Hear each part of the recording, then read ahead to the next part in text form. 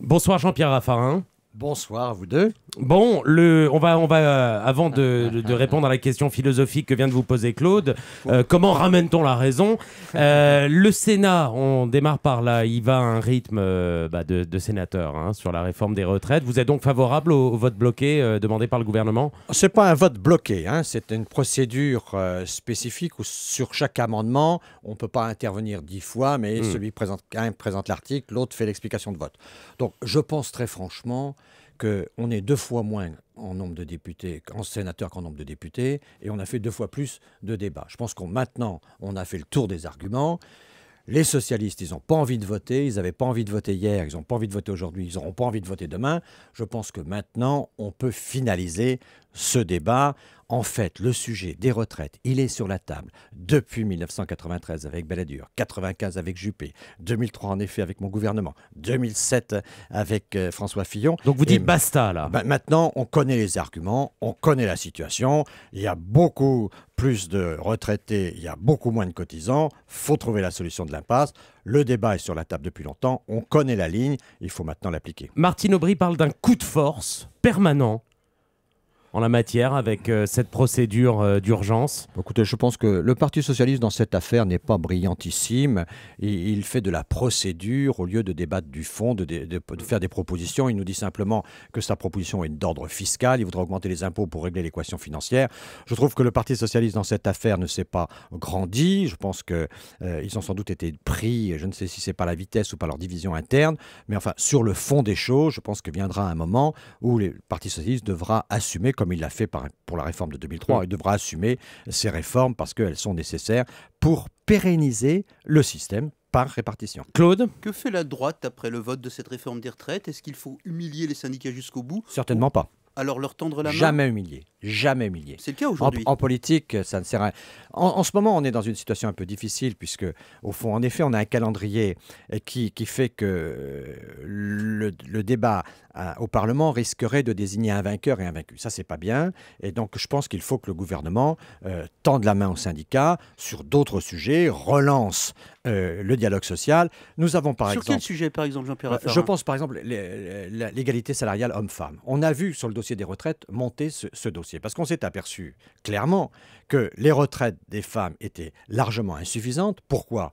Non seulement parce qu'il y avait les congés de maternité pour une certaine période et tranche d'âge, on a corrigé cela par des amendements, mais surtout parce que les salaires féminins sont inférieurs à travail égal au salaire masculin. Et vous pensez que ça va leur suffire, ça, pour sauver la face? Je vais vous donner un exemple. Je pense qu'il y a un certain nombre de sujets sur lesquels le dialogue social peut être utile pour poursuivre la réforme et la modernisation du pays. Je pense que dans la situation dans laquelle nous sommes, le gouvernement doit ouvrir sa porte aux syndicats sur un certain nombre de sujets. Je vous repose la question de Claude Askolovitch. Ils ont été humiliés, d'après vous, par cette procédure? Et s'ils ont le sentiment de l'avoir été? Non, je ne le crois pas parce qu'il est clair qu'il y a eu quand même beaucoup de débats. Et puis, nous sommes quand même, très franchement, dans la continuité de 2003. Personne ne découvre ce sujet. En 2003, nous avons dit il faut allonger la durée de cotisation. François Chérec de la CFDT passe son temps à dire 2003, Fillon-Raffarin, bonne réforme. 2010, Sarkozy-Fillon, mauvaise réforme. Il ne se trouve pas du tout dans la continuité. Il ne se trouve pas dans la continuité, je le comprends, parce qu'il n'a pas de continuité de méthode, puisque nous avions 2 différences par rapport à la situation actuelle. D'une part, en amont, nous avions un accord, une concertation qui avait débouché sur un accord avec la CFDT, et que d'autre part, on était dans un calendrier qui était un calendrier complètement différent, puisque nous terminions avec les vacances scolaires, avec l'été. Là, nous avons commencé le débat après les vacances scolaires. Je pense que nous sommes dans un calendrier plus difficile. L'automne est souvent une période sociale difficile, y compris avec les jeunes. Il y a eu beaucoup de manifestations dans l'histoire de France au mois de novembre, au mois de décembre. Donc je pense qu'on est dans un calendrier plus difficile et je pense qu'on n'a pas la même méthode. Mais aujourd'hui, on ne peut pas dire que nous découvrons qu'il faut allonger la durée de cotisation. Vous parlez de la méthode. Est-ce qu'il y a eu de la part de Claude. Nicolas Sarkozy, d'après vous, la tentation de la victoire symbolique sur ce chiffre magique des 60 ans? Non, je ne crois pas. Il est clair que Nicolas Sarkozy veut sauver la retraite. Je pense qu'il a ce souci des générations futures. Vous l'avez vu avec les questions d'environnement, les Grenelles, etc. Il est sans doute un des présidents qui se projette le plus dans l'avenir, peut-être parce que c'est l'un des plus jeunes, et donc il pense aux générations futures. Et c'est vrai que les générations futures ont besoin d'un système de répartition qu'il faut sauver durablement. Comment sauver durablement? Nous l'avions déjà dit en 2003 en allongeant la durée de cotisation. Jean-Pierre Raffarin, la droitisation de votre camp, est-ce que vous la voyez toujours à l'œuvre? Vous avez été le premier à la pointer. Des membres de l'aile droite de l'UMP ne voient désormais plus d'inconvénients à une alliance avec le Front National. Moi, je n'en connais pas des gens comme ça. Je pense Christian Vannest. Il est clair que c'est une personne, mais il n'y a pas dans l'UMP d'ambiguïté. Nous avons clairement choisi le camp de la droite républicaine. Nous avons fait un séminaire sur nos valeurs à la rentrée où il était très clair que nos valeurs sont celles de la droite républicaine. Donc il est hors de question de quitter le champ. Il est hors de question pour quiconque de quitter le champ de la droite républicaine. Ce que je veux vous dire, c'est que sur les questions des retraites, la majorité est vraiment rassemblée. Et donc là, on s'est tous rassemblés. Mais c'est pour vous dire que vous parliez de l'été et de la sécurité où nous étions en effet plus dispersés.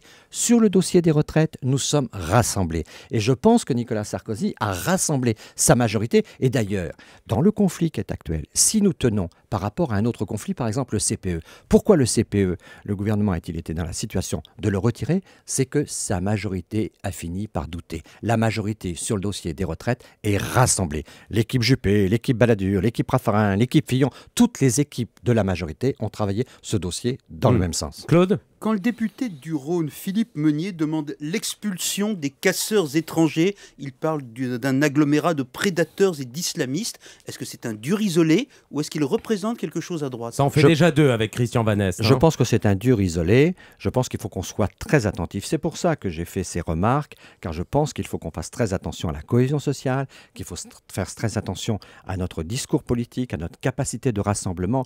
Je vois bien qu'il y a dans la majorité des gens qui pensent que les victoires à venir se feront par le clivage politique. Moi, je pense que l'acte 2 du quinquennat qui va commencer avec le remaniement, cet acte 2 du quinquennat, il doit se faire autour du rassemblement, c'est-à-dire la cohésion sociale, c'est-à-dire la valeur du respect, et que des propos brutaux comme ceux-ci devraient être évités. Mais est-ce qu'il y a un risque tout de même? Parce que s'il y a droitisation de l'UMP, à un moment, c'est une question physique. Quand un parti se déplace plus vers sa droite, il finit par toucher des extrêmes qu'il côtoyait de moins près à un moment. Donc, mais voyez, le fait... est-ce qu'il y a vraiment un risque? On le voit ailleurs en Europe. Oui, mais c'est vrai qu'il y a aujourd'hui un déplacement vers la droite, un glissement à droite. On le voit, les démocrates américains sont en train de devenir républicains, les républicains sont en train de devenir Tea Party. Et on a vu ça en Suède, on a vu ça partout. Alors pourquoi la France échapperait à ça? Donc, elle n'y échappe pas.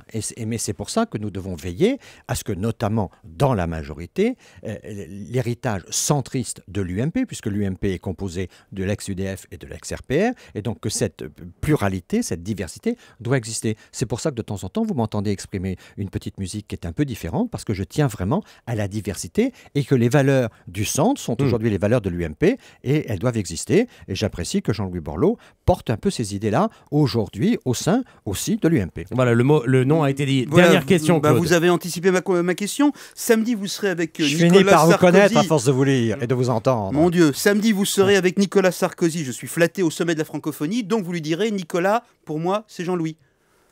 Je ne lui parlerai pas comme ça d'abord, parce que je pense que le président de la République, c'est sa liberté et c'est la seule, parce qu'au fond, la légitimité du Premier ministre, c'est la nomination personnelle du président. Faire pression sur le président pour un Premier ministre, c'est affaiblir un Premier ministre. Mais vous pouvez lui dire, Nicolas, pour toi, parce que c'est mieux pour 2012, c'est Jean-Louis. En tout cas, il y a plusieurs personnalités qui sont aujourd'hui capables d'assumer ce poste. Il y en a plusieurs, et Jean-Louis Borloo en fait partie. Merci Jean-Pierre Raffarin, ancien Premier ministre, sénateur UMP de la Vienne. Merci de vous être exprimé au micro d'Europe 1.